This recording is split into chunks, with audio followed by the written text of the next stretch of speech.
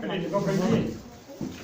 Надеюсь, большинство из вас меня знает. Я Виктор Юрьевич Меновщиков, президент Федерации психологов консультантов в России и ректор Института консультативной психологии и консалтинга. Сегодня у нас такая пресс-конференция небольшая, пресс-конференция нашего гостя из Нидерландов Луиса в Кесселя. Луис, экс-президент Европейской ассоциации супервизоров. И сейчас у вас есть возможность до начала официальной части с ним как-то познакомиться так на коротке, задать ему вопросы, поскольку журналистов здесь меньшинство, поэтому у вас есть возможность выступить сегодня в этой роли. То есть поинтересоваться у Луиса, зачем он здесь, для чего, что он собой представляет и что он хочет привести в Россию. Как-то так вот мне это видится. Можно вопрос сразу? Да. Один большой вопрос, который состоит из двух. Переводчик есть, да? Да. Угу. Здравствуйте. В чем особенность интегративного подхода в супервизионной работе? И это первая часть вопроса. И вторая. Расскажите, пожалуйста, о методах, методиках, с которыми вы готовы поделиться со своими российскими коллегами. Спасибо.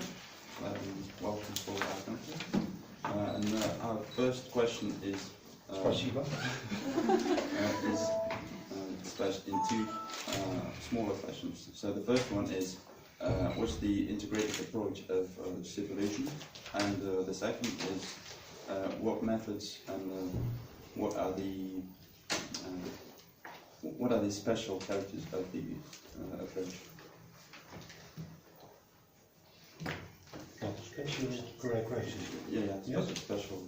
Characteristics of teachers. Characteristics of. Yes. Okay. Okay. Your first question. Thank you for your questions. Спасибо. Your first question was, what is the integrated approach? Спасибо за вопрос. Первой части было, что вообще из себя представляет интегративный подход. I don't know what you know about supervision. Я не знаю, что вам известно о супервизии. But maybe you know that supervision is part of the education or continued education of human service deliverers, or professionals who are working in different fields like psychotherapy, counseling, education, but also in medicine, etc. Но, возможно, вы знаете, что супервизия – это метод определенного повышения квалификации социальных работников, работников сферы психологии.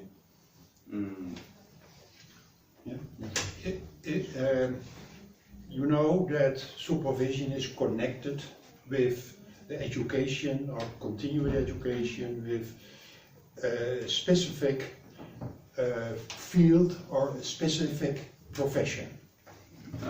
Но вы наверняка знаете, что супервизия связана с определенной сферой работы, с определенной профессией.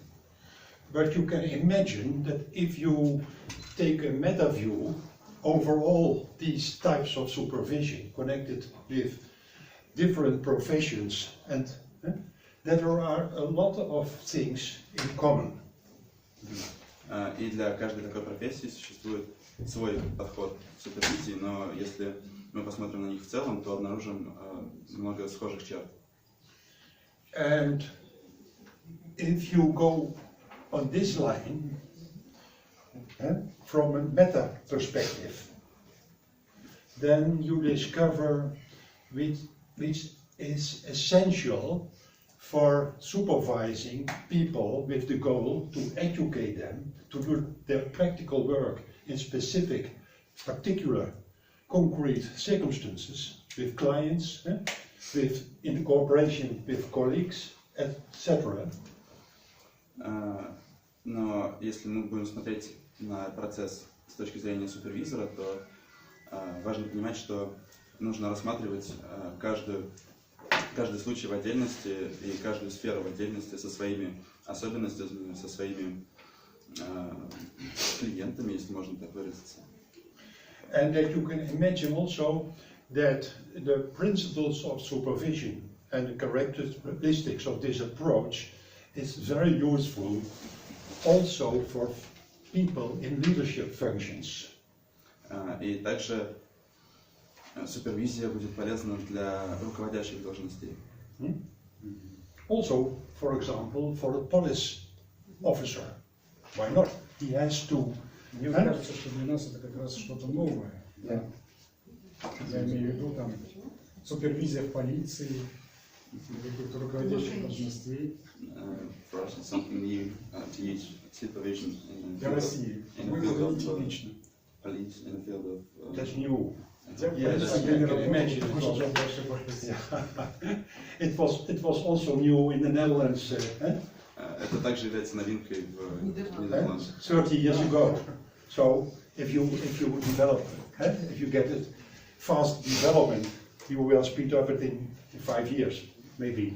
В Нидерландах это заняло 30 лет, но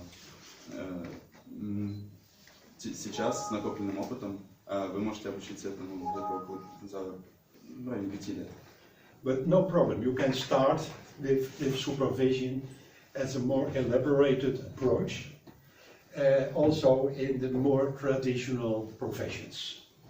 Но вы можете начать изучать супервизию как часть более традиционной профессии. And you can develop the methodology of supervision and the qualities of supervisors for this kind and this type of situations. И вы можете развить в себе навыки супервизора для каких-то своих конкретных определенных ситуаций. Is this giving you an image? Это дает вам представление о том, что же интегративно? Коллеги, я предлагаю как-то немножко более живым сделать этот диалог. Вы задавайте вопросы на уточнение, да, чтобы это не превращалось в некоторую лекцию у нас. У нас все-таки здесь такой бриф. Спрашивайте, что-то, может быть, вот вас заинтересовало, какие-то отдельные моменты из того, что говорит Луис. Супервизия в полиции. Можно вопрос? Супервизия в полиции добровольная? So, is the supervision in police, do people in police study supervision on their own, or they are forced to? Yeah. But they study supervision as, let's say, overseeing. I found one historical text from K.p.n. He introduced supervision, let's say, as overseeing, as control, as a task of the Senate. With my eye, I can oversee, he said, all the situation and all what is people doing. Something like that. It's an historical citation. Maybe you know it better than I, but I was glad to find it because the tradition is determining also how you are looking to supervision nowadays, or anyway, how many groups are defining it. Defining supervision as control, as overseeing. But in my understanding, can you follow? So far, first? More or less. Я бы рассматривал супервизию как некое наблюдение сверху, и если мы посмотрим вглубь истории, еще во времена Петра I, то мы можем найти следы так называемой супервизии еще там, когда Петр I установил надзорную функцию в Сенате. Стриг бороды. То есть это была супервизия. И поэтому, если мы рассматриваем супервизию как надзор, как нечто, как наблюдение за ситуацией сверху, то... But in the approach I represent, Но с того подхода, который я преподаю, it's a method of education. Это метод образования. A method of education based on how you, in your concrete, factual situations as a professional, are acting with clients, are communicating with your colleagues, but also how you are interdepending with the culture of your organization or society. И мой подход учит тому, как использовать супервизию в каждом конкретном случае с вашим конкретным клиентом, вашей конкретной организацией. И это такой более персонализированный подход. And if you are working with clients, you are surprised each moment, because you can't apply a method like instrumental program. You have to be creative. You have to be accepting. You have to respond in a good way. You have to find out what is happening now. Not only what is the problem. That's also an issue. A complex issue, but also how are we relating and what is my influence at the moment? For me now it's are I in good contact with you, and that means not only that we are friendly to each other, but only what I'm telling, does that fit you? Does that fit your image, your conceptions? Does that relate? To your culture, to your tradition, to your concepts, to your knowledge. That's complicated for both of us. Каждый раз, когда вы работаете с вашим клиентом, это всегда какая-то доля сюрприза присутствует. И нельзя применять какой-то один инструментарий к каждому. И нужно каждый случай рассматривать индивидуально, нужно установить связь, нужно понять, какие между вами взаимоотношения, и поэтому супервизия учит именно устанавливать как раз вот этот контакт и взглянуть вглубь ваших взаимоотношений с клиентом, а не применять один и тот же инструментарий раз за разом, что только ухудшит показатели вашей работы. It's work in interaction, and interaction is constructed from both sides. It's what they call it's a co-creation. Для взаимодействия нужны две стороны. Что? Коллеги, такая просьба, пожалуйста, вы представляетесь, чтобы мы понимали, кто вопрос. Мистрова Екатерина Викторовна. Да, Екатерина Викторовна, рада вас видеть. Дальше надо представляться. У меня вопрос. Луис говорит о том, что есть контакт между клиентом и терапевтом или специалистом, а супервизор каким образом участвует? The question is the following. So we've got both sides. On one side it's the client, and the second side is the therapist, or specialist. And the supervisor is kind of like a third person in this process. So he's standing above them and watching them, right? Watching them, not necessary, because that's only the tradition of the family therapy, is that, let's say, the central method, that the supervisor is present at the work, what a therapist trainee has to do with the client. Да, он присутствует как некая третья сторона, но вовсе не обязательно он должен присутствовать во время работы. То есть он, супервайзер, как бы передает свои знания и умения через терапевта, через специалиста. You could say that's a method of backseat driving, like the way you are learning, driving a car. Это похоже на то, как супервизор, как инструктор по вождению сидит на заднем сиденье и подсказывает вам, что делать. It's more training and instruction, because it's a directive method. Это метод прямого воздействия. Yeah? Nazayu? Thank you. Yeah? Okay. But in supervision, in your approach, you say it's an internal process for the supervisee, the therapist. And let's take the therapist as an example, or the social worker, or the lecturer, or the teacher, or the nurse in a hospital, or the doctor. It's an internal process. You are afterwards, but let's start, while interacting with your clients or with your colleagues, or while interacting now for me with you, there is an internal process. At the same time, I think Я благодарю за такие развернутые ответы, но прошу быть чуть короче, более кратким, потому что есть вот еще участники, которые хотят еще что-то спросить. We're very thankful for your widespread answers, but could you be a bit more short on your Назовите себя.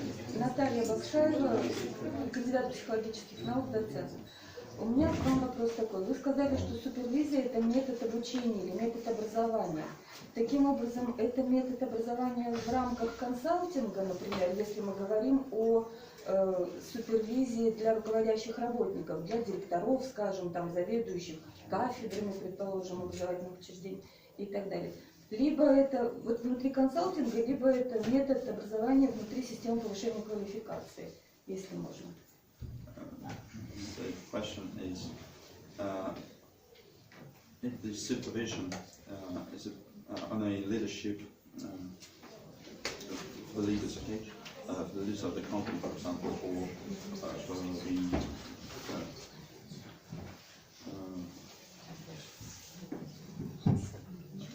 the people who control others. So is it kind of like a consulting, or is it a method of higher education? Okay.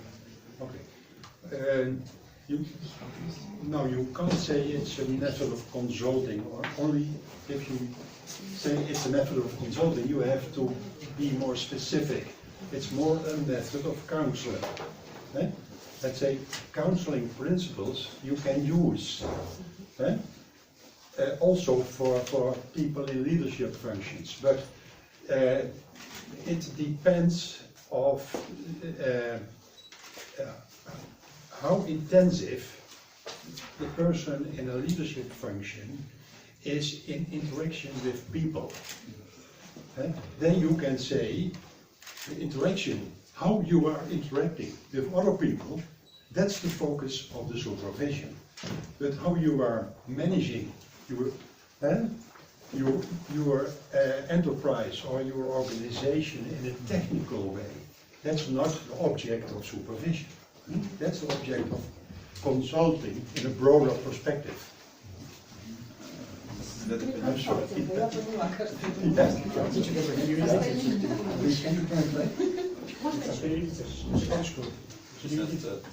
Translation is not necessary. Oh, not necessary. Okay, but maybe for others.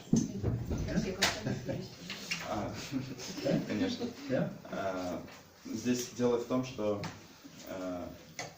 консалтинг следует понимать скорее как консультацию человека на руководящей должности. Но и те методы, которые использует супервизор в работе с работниками вышестоящих должностей, он зависит от того, насколько тесно руководитель взаимодействует с другими людьми. И то, как именно он это делает, это уже вопрос самого руководителя. То есть супервизор здесь скорее как помощник, как консультант именно выступает. Для руководителя или для психолога, который оказывает помощь руководителю? Для руководителя самого.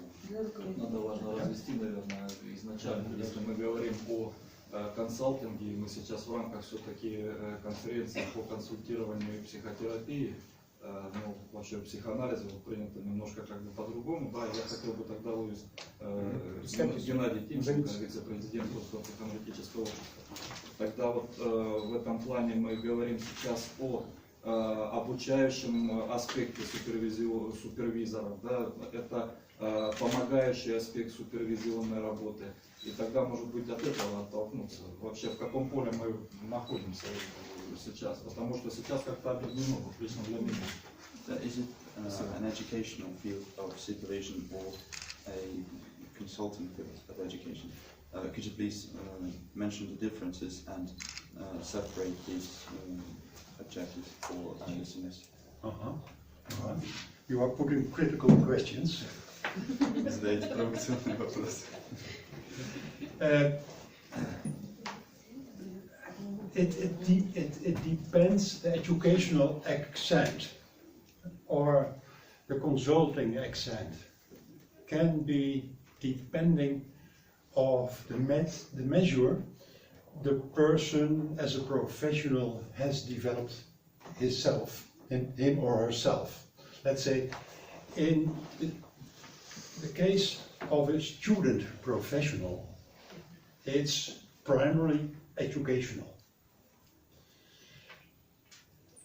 If you see the situation of a seasoned, an experienced professional, it can be in a perspective of continued educational and of deepening out, to going to a deeper level, and also refreshing. But also there can be some aspects of consultation, or a mix of both. Здесь зависит от того, с кем вы работаете, и если мы говорим о супервизии для тех, кто только начинает, специалиста, то это скорее функция образовательная. А для уже работающих специалистов, которые в какой-то степени изучили вопрос, это скорее вопрос именно наблюдения и совета, консультации для углубления познания в вопросе. But in both situations, if the supervisee is starting with the question, I don't know how to tell my client this or that. Но если, в случае, если человек говорит, что человек обращается к супервизору с вопросом о том, что я не знаю, как сообщить своему клиенту ту или иную новость, The supervisor is not giving the advice or the answer, супервизор не даст вам ни совета, ни ответа на этот вопрос. but is putting the question. Но он как бы поставит нужный вопрос. What did you tell your client? О том, что конкретно вы говорите вашему клиенту. On a specific moment, can you tell me? And take back this moment. Что вы говорите вашему клиенту в определенный момент, и он попросит вас как бы воссоздать этот вопрос, воссоздать этот момент. And when you told your client this message, what was the reaction of your client? You did observe. И затем вы должны рассказать о том, какая реакция была клиента на то, что вы сказали, какую реакцию вы наблюдали. And did you maybe something more observe? И, может быть, это поможет вам заметить нечто большее. And could it be you didn't observe something what was very important? Потому что вдруг вы упустили что-то важное. Yeah? And what did you want to tell your client and what you did not say?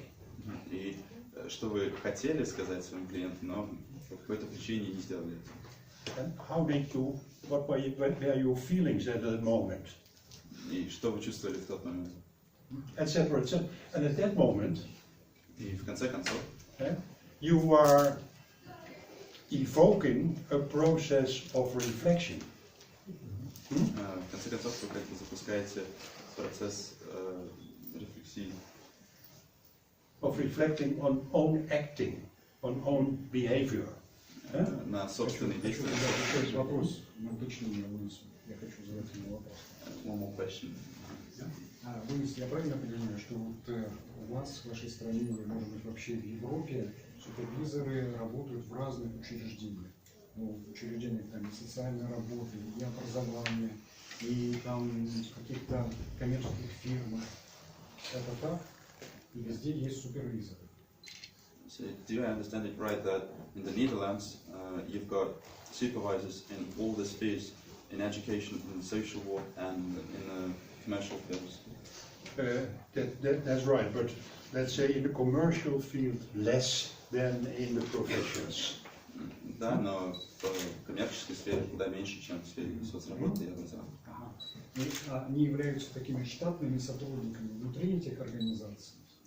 So they are part of organizations, or they are kind of like the freelancers.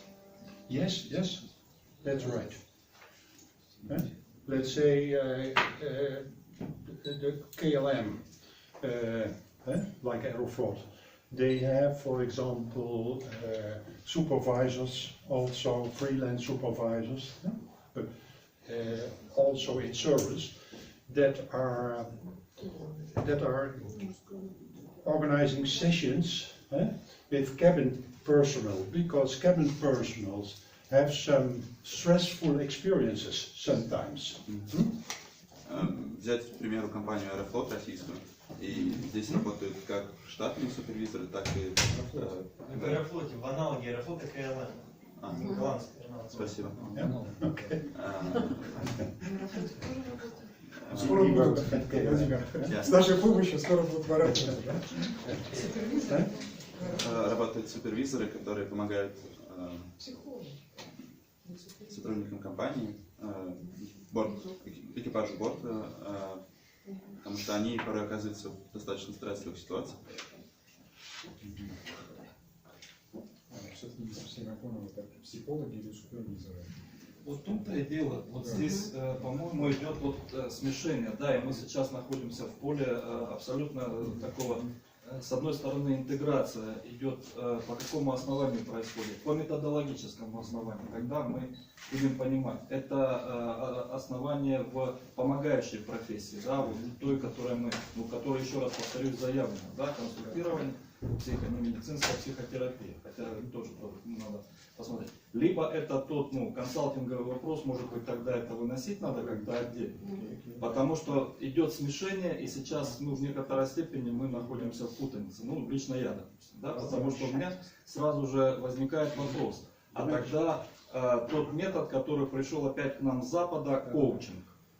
Вот коуч, это, по моему мнению, если мы говорим, да, тогда в рамках консалтинга это коуч.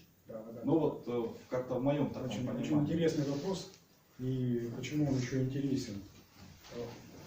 Ассоциация, которую представляет Луис, в нее включены и коучи. То есть получается, что у них это и супервизия, и коучинг. И, например, журнал их называется «Супервизия и коучинг».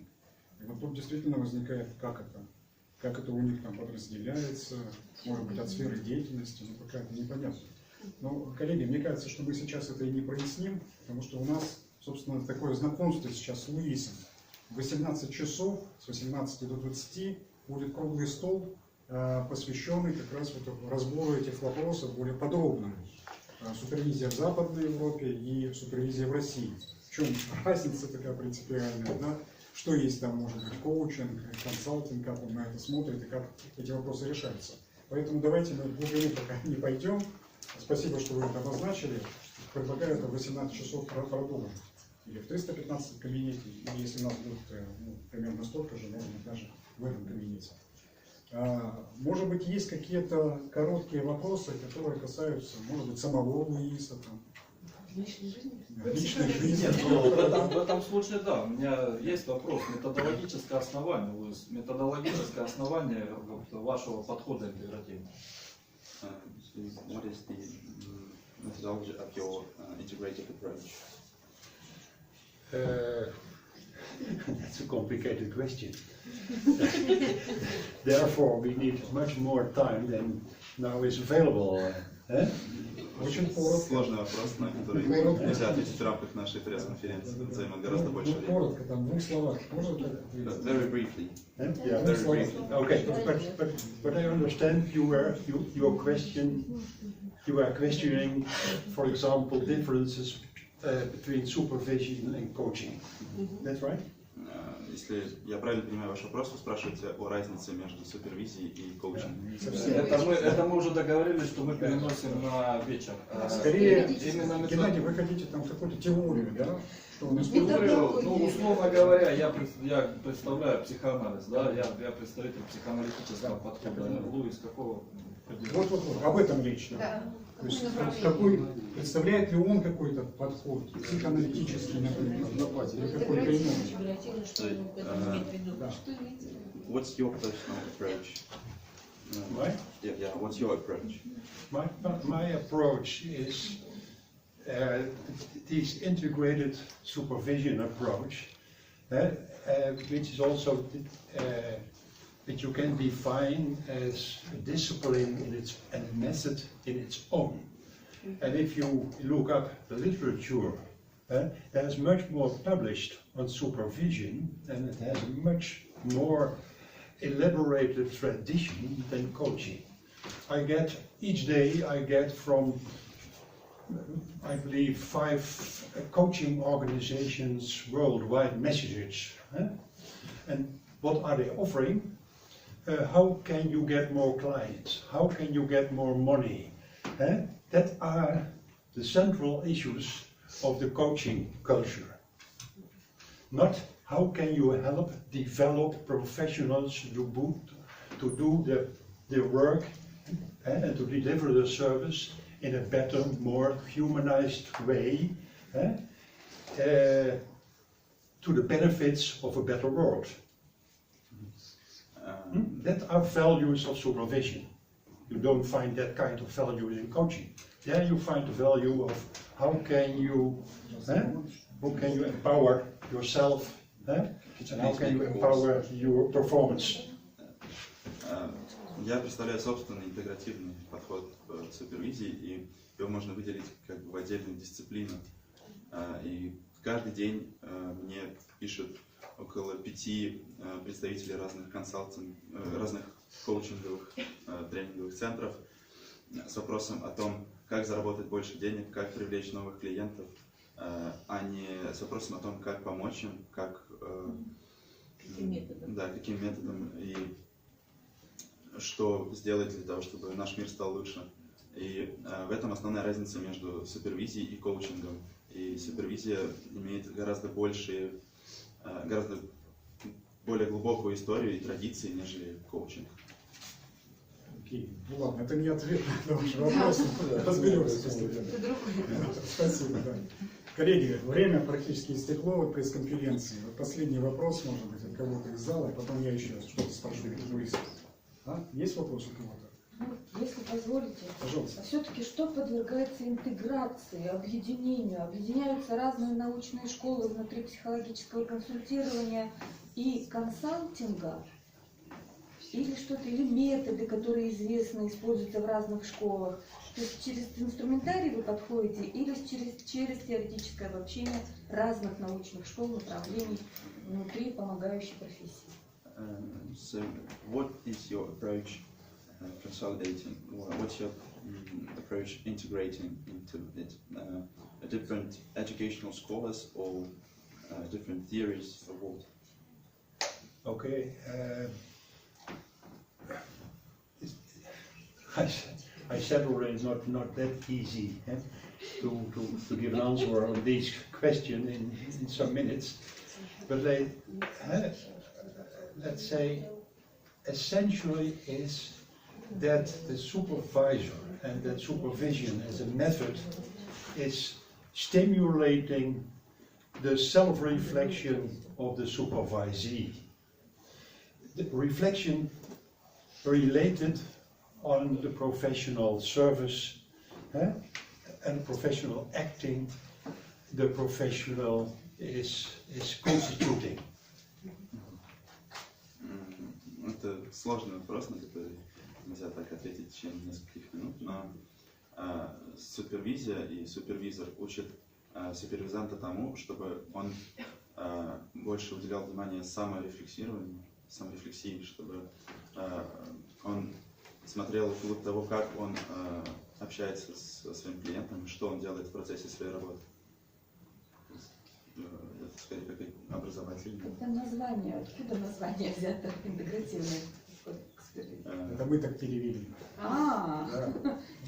Потому что вот в его оригинальном изложении это, пожалуй, можно назвать словом общий. Да. А для нас это вот что-то такое настолько непривычное, что лично я взял слово интегративный. Но вот для него это не совсем так, понимаете? Насколько я его понимаю, мне кажется, что это какая-то его, скорее, такая оригинальная концепция, которую он вместе с коллегами там создал, и она включает что-то вот оригинальное там его и его коллег. То есть она скорее, да, какой-то метаподход такой, понимаете, с которым мы и будем знакомиться. Спасибо. Вот, давайте будем заканчивать. Да. Заканчиваем конференцию. Заканчиваем пресс-конференцию. Заканчиваем. the press conference is Но thank я you. хочу последний вопрос задать. It's the last question. Луис, да. Вот зачем ты здесь? Что тебя привело в Россию? Why are you there? Why did you come here? What did you want to tell us? What do you want to tell us? What did you want to tell us? Why did you fly to Moscow? What led you here? Мотив какой? Для чего ты? Что тебя ведет сюда? Привело? Okay. I am interested in people, and I am interested in developments in the world and the differences between cultures. And if I can contribute a small part to better relations in our complicated worldwide, then I'm glad. Я So, заинтересован в людях и that's культурных why различиях. I am on Earth. И если мое присутствие и мои лекции смогут каким-то образом улучшить взаимоотношения, взаимопонимание наших столь разных культур, и это улучшит мир во всем мире, то я рад, что я здесь, и я рад, что я вообще живу на этой планете. Спасибо большое, Луис. Спасибо большое, коллеги. Сейчас перерыв с 12 пленарное заседание в кабинете 315. В 315 кабинете. Ну и в 18 часов, напоминаю, круглый стол, что Луис Иван Кессель. Если кто-то будет уходить, гордитесь, будем рады.